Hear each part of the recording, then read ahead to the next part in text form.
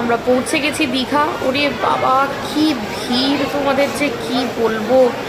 আর এখান দিয়ে জানি না কতটা দেখতে পাচ্ছ, মন্দিরের চূড়াটা দেখা যাচ্ছে। তারাও জুম করি, দেখো আমি একটু জুম করে দেখাচ্ছি কতটা সুন্দর লাগছে। জাস্ট এইটুখানি চূড়া জাস্ট অপূর্ব লাগছে। তো এসে গেছি এবারে হোটেলে, এটার নাম হচ্ছে সিউড। চলো তোমাদের একটা রুম ট্যুর দিই ছোট করে। আমরা নিয়েছি 106 নাম্বার রুম। তো চলো বলা যাক, এখানে লিফট ফেসিলিটি আছে। এই হচ্ছে রুম, বেশ স্পেশিয়াস, নিট অ্যান্ড ক্লিন। আর এটাতে বলে রাখি, আমরা প্রায় এটা নিয়ে আমাদের 5 বার হলো আমরা এটাতে উঠেছি, আগে উঠেছি। যদি কিছু কোয়ারিজ থাকে আমাকে অবশ্যই ইনবক্স করবে, আমি এই হোটেলটার ডিটেলস আমি দিয়ে দেবো। এটা হচ্ছে মেনলি নিউ দীঘাতে। আর এই রুমটার যেটা মেন স্পেশালিটি সেটা দেখাচ্ছি।